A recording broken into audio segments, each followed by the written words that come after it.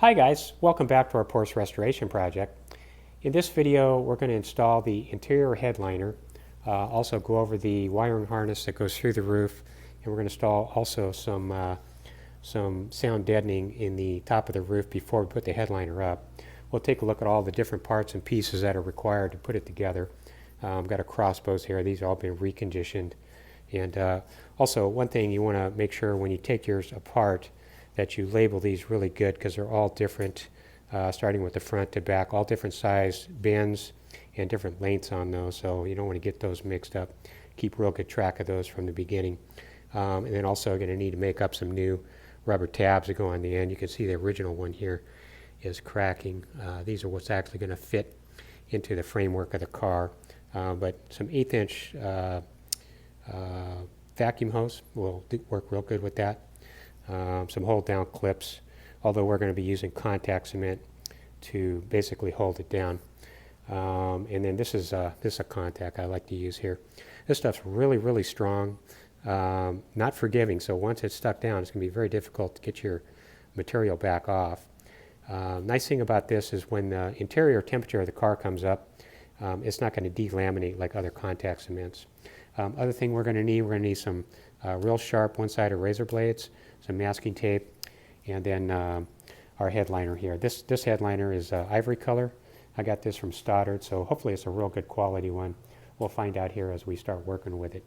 And then my original lights, these are all been re-cleaned up, reconditioned, and a little bit of yellow oxidizing in there, but I think we'll be able to make those work. Okay, so let's get out there. Let's start with the wiring harness and get this thing going. Okay, so the first situation we're going to run into is routing our wiring harness down through the passenger side front pillar. Real difficult. This took me about 2 hours just to get this wire pulled through here. No way we're going to be able to push the wire through without one. So you're going to need some kind of wire run through there to pull from. And the only way to do that is going to be going from the inside underneath the dash. I can't fit this camera into there, but you'll see exactly where it's got to go. It routes up the pillar. Comes through, and you're going to have to come out in the top section. What happens is when you're routing that through there, it wants to make a bend, and it wants to come through this tunnel, and that's all sealed off in there, and you can't get the wire through if your pull wire is going to be running down in there. So a lot of wiggling around, a lot of trial and error. Eventually you'll get it to pop through, but it's going to be right in this corner here. That's the only place you're going to get it to go. So what I'm doing now is I'm just going to hook it up to our wires. I'm going to tape it up real good with some duct tape so it's nice and strong, because once I pull on that, if that comes loose down in there, probably be another couple hours before I get it to pop through again. So I want to make sure it's on there nice and tight. So let me go ahead and tighten that up, pull that through, and then see what it looks like. Okay, duct tape and wiring that up didn't pull through at all. Just too much mass trying to get through whatever's in there that's hanging all this up. Very narrow space to get that in. They must have had some special tooling or some kind of a special process to put that in there at the factory. So what I've done is I've just cut the ends off, peeled the protective shield off all the way back right to our junction there. I'm going to lube this up with some dish soap, nice and lubed, and then pull it through. Hopefully that'll go. Hopefully that'll be small enough. Let's see what happens. Okay, I've got that to go, no problem. So now we're in. Took about 5 seconds to run that in there. About 3.5 hours to figure it out. But we're down here now, so what I'll do is I'll cut those loose. We can reconnect those ends there. The little trick with this one is to make sure you put your pull wire in from the bottom side up the pillar rather than the other way around. There's no way you can get it through from the top side down, because what happens is you come down the pillar, the wire won't start chasing around the front fascia there. So no way to get it to exit out where we need it to exit. Okay, let me get all that cleaned up. We'll get our installation started. Okay, so then next what I've got is the dyno liner just kind of mocked up in here dry. I haven't pulled the backer off yet. You see here, I just need to get that peeled. And the reason I'm using the rotisserie to install this headliner, I'm just trying to take advantage of gravity here. So hanging some of this stuff. If I was working with this piece upside down, it'd be falling on me. It'd be very difficult to get it centered and pressed out right. So don't have to use a rotisserie to do this headliner, but I think it might make it a little bit easier if you do it. And also we're not adding a whole lot of weight to the car. So what I'm going to do now that I've got it sized, I'm just going to peel that backer off. I'm going to stick the top edge first, press it down with my hands, and then just work my way towards the bottom. So let me get that pressed on there. We'll have a look, see what it looks like. One trick that might be helpful in installing this piece, I'm going to keep it mocked up with our tape here. That way, when I get tacking the front edge, I'm just going to peel back a little bit of the front area first. And then what I'm going to do is I'm going to tack maybe the first 3 or 4 inches. That way the piece doesn't roll or twist on me and get crooked in there as we press it down. So I'll tack the front edge, then I'll lift from the bottom, peel the rest of the backer off, and it should keep the same position. Okay, yeah, that's working pretty good. So really sticky stuff. If that sticks, it's going to be hard to pull it back loose. So got to go real slow, keep it nice and loose, peel that guy back, and then just gently roll it in place. Let me put the camera down and get that pressed out. Yeah, that worked out real good. So pressing this guy on here, working from the top down, also pressing from the middle outwards as we go down the piece will give you the best results to make sure you don't get any air trapped in there.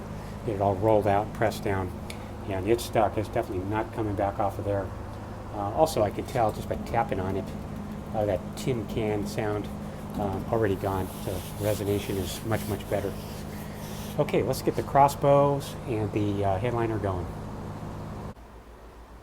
Okay, back in the shop here. So let's take a look at the inside of the headliner and see how this installs. So you can see I've got all my crossbows laid out. What they have on the inside of these headliners is like a pocket. So that crossbow is going to thread through that pocket all the way to the other end. And that's what actually carries the headliner across the middle section of the car. So real easy. The main thing is you don't get these crossbows mixed up. Otherwise it won't stretch out properly. And another thing you want to do before you commit to put this headliner up is flip the thing over, look on the other side, look it over real good for any kind of blemishes that might be in there. If there's something in there, you want to send it back and get it taken care of before you start cutting on it. One other thing I'm going to do before I start putting this in, I'm going to take this outside, warm it up in the sun, make it nice and supple. That way I can stretch and pull on it, and all the wrinkles should come out. Okay, let's go out and mock up these crossbows, see what that looks like before we put this on.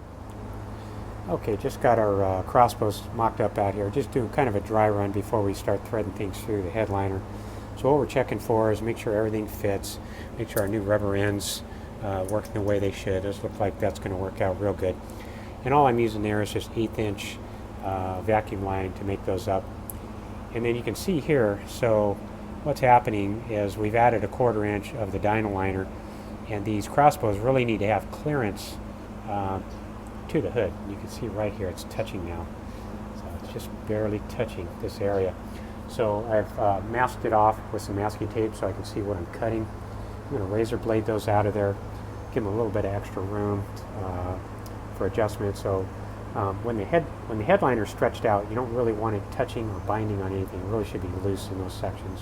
So let me notch those out of there and see what it looks like. Okay, that's better. So now we can see got a little bit of clearance in there. I can just tap on that, and got plenty of wiggle room. So we don't have anything binding or any kind of stress on these bows at all. Everything should be nice and relaxed in order to stretch it out properly. And all I did was razor blade along the yellow tape edge to keep it nice and straight, and then dug it out with my fingernail. Probably don't want to use any tools on that, just in case you accidentally damage the other side of the roof. Don't want to go back to any body work. Okay, let's get the headliner and thread these through. So we got the front one put in, so you can see now I got plenty of clearance in there, nothing binding, no rubbing. That's going to work out real good. So what I'm going to do is I'm just going to take the first one, work to the second one, thread that one through, then the next one, and then work on to the back. Once I have all these threaded through, then I'm going to roll the car back over and have gravity work to our advantage the other way. Okay, back up in right position now. So what I want to do next before I get too far ahead, I want to mark the center location of our interior lights. See right there. Keep that center reference mark before we start stretching and covering over it. That way I can cut the center out without missing. And then I want to glue these in. These are just going to get contact cemented. What I did with these guys, these are original. I just put them in a laundry net, washed them up, freshened them up, get rid of that old car smell. and those are like brand new again. So I'll put those on there, then we'll go ahead and stretch this guy out and see what it looks like. So I've made up the sketch showing the pull pattern I'm going to be using to stretch this top out, and also the numbering order for which I'm going to pull and tack using this contact cement here. A lot of different ways you can do these headliners. This is a method I'm going to use. I see guys using clamps. That's a good way to do it also. But I'm going to use contact cement only for this, and very specific pull tension before we set to the contact cement. So I'll try and get in there with the camera, show you how much pull tension we need to put on that. You can over pull it and you can under pull it. The main thing is we want to just stretch it out tight enough so everything's secure and we don't have any wrinkles in it.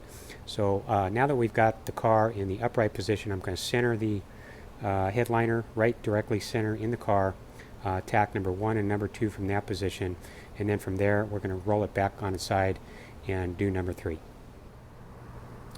Okay, let's just do a dry run here before we put our contact cement on. So you can see here I've got a pencil line and a pencil line on this side here. So what I'm going to be doing, I'm going to be pulling this direction, and I'm going to be pulling right about there, and I'm just going to tack to this edge here, and I'm going to tack to the front up in this guy here. So when I put my contact cement on, I'm just going to contact this edge and behind this edge. I'm not going to get any contact on any other area, because if you get contact on this and it sticks, you won't be able to unstick it once it's stuck down there. So we only want it to stick right here, and then we'll go. So let me get the contact going, see what that looks like. Okay, contact cement is bare hands only, no gloves. We're just going to put it on the finger, and we're just going to wipe it on there. Spread it one time, and then stop. You don't want to keep going over the contact because it'll lift it back up. Spread it down here until we're in good position where we want it, not too far. We can always add more later. So that's really all I want on there for now. And then when we do the headliner, I'm going to put it about 1 inch behind, spread it on real light, 1 inch behind my pencil line. That way, no matter where I pull to, when I'm stretching it, I'll be able to make contact. Not putting too much on, we don't want to plug up any holes. You see from this side, you don't actually see it coming through there, but not too much where we're pressing it through the holes.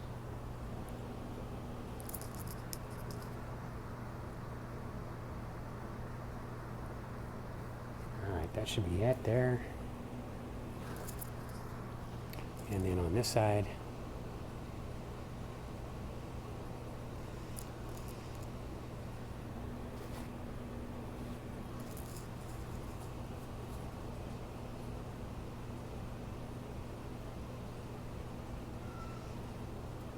that's enough to tack it, so that's going to act like a clamp once it dries. So I just need to put a little bit more up here and on the inside, and then we'll go ahead and stick this guy down.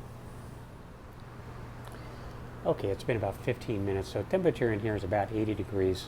Whole trick with this contact cement is you want it to be 100% dry before you make contact with it. If it's still a little bit moist, it'll pull off and it won't stick at all. So 100% dry. So if in doubt, go a little bit longer waiting time than quicker waiting time. So what I'm going to do is I'm going to pull tension, and really I'm aiming for this spot right here before we make contact. That's about all we want to stretch it to. Just touching there and there, and then that's it. So we're not going to rub anything out or pull anymore. We just want it tacked. So that's basically acting like a clamp. Okay, now let's go to the other side and set that one. Okay, here we go. Number 2, I'm going to pull this direction. Just tack.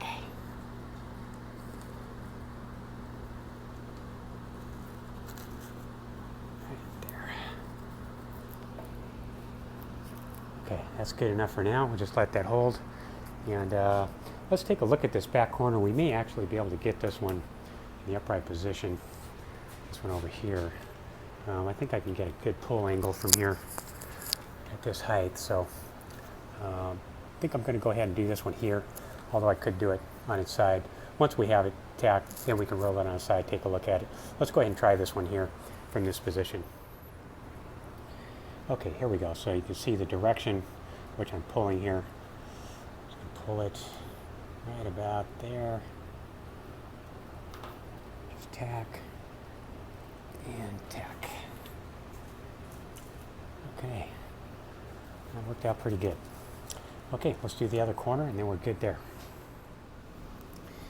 Okay, last corner. So we're going to pull on this. We're not going to pull too tight. Right here would be like too tight. You see the elasticity in the top, nice and springy. So just pulling until the wrinkles are out, and then right there, there, and right there. Okay, so now 4 corners are secure. Those won't come off. Let's take a look inside and see what it looks like. Okay, so we got all 4 points tacked down, so that's pretty much what it should look like. You can see already things are starting to work itself out, not over pulling anything. From here, we can then massage out the rest of the areas as needed. So I'm going to roll it on its side because it's going to be easier to get to this front edge. We're going to pull this one out next, stretch it. And the whole thing on this one is not to over pull so that we distort the whole pattern. Alright, so we're going to do the front next. Before we get too far ahead of ourselves, what I've done is I've gone ahead and made up a paper template. And what this guy is doing, this is just referencing our mirror and visor holes. They're going to be very difficult to find once that headliner is covering over them because we're going to have a little bit of a space in there. You can see there, going to be hard to find those. So with a reference mark, a template of the same pattern, you can see there, and then also all the way down to our visor marks. Make up one of those before you cover it up, save you a lot of pain later. Okay, let's go ahead and stretch this guy over here. What I'm going to do, I'm just going to pull, maybe about that much, and tack the whole thing off. Let me get that glued up, set up. We'll take a look at it. Okay, we've got our front stuck down. You can see there how it's wrapped around both sides of this edge. And if you get to the corners here, let's just say, for example, it looks like it's a little bit tight in here. Because it's tacked, you can gently pull away and re-stick to relieve some of the tension. That's if it's over tight. Or if it's not tight enough, you can release it and pull a little bit tighter. I think it's about what we need right there. That's about right. And so next we're going to pull these out. I'm going to be pulling either side of the stitching to remove the wrinkles there. So we'll set up the tripod and see how that works. Okay, here we go. So got our glue spread out here and here. And the trick on this one is we're just trying to pull the wrinkles out of here. And by doing the middle, we're just pulling until they're gone and stopping right there. So that's what it should look like. And just gently moving over, not over stretching anything. Work it along here. Over here. Keeping things nice and straight. That's pretty much it. Okay, kind of get the general idea there what we're doing. And then when we pull from the other side, it'll get even tighter in here. We got to leave a little bit of room for pulling on the other side. Okay, so that's pretty much what it's going to look like. So now we kind of got the general idea of what needs to happen all the way around.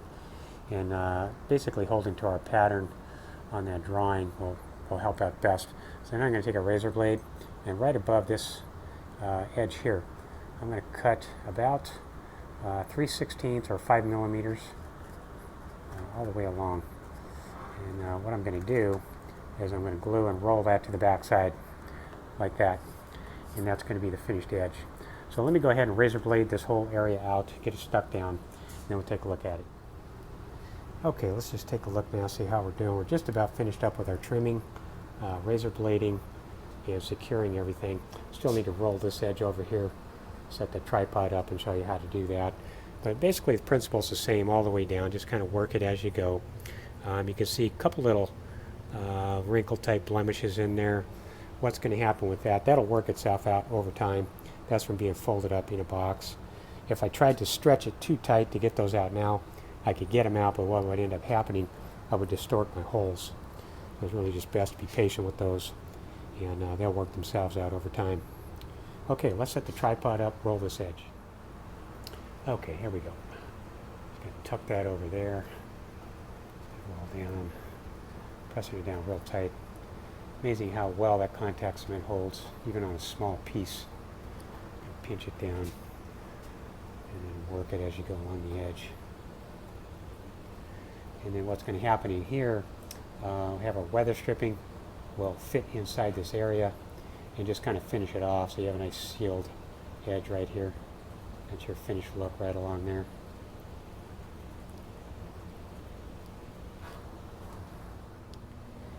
And then finishing up with our light. So what I'm doing on this opening, I'm just cutting down the center here and relieving the corners. Got to be real careful not to overcut on these guys. Get them all plugged in here. It should just press right in. That's it. That's your finished look.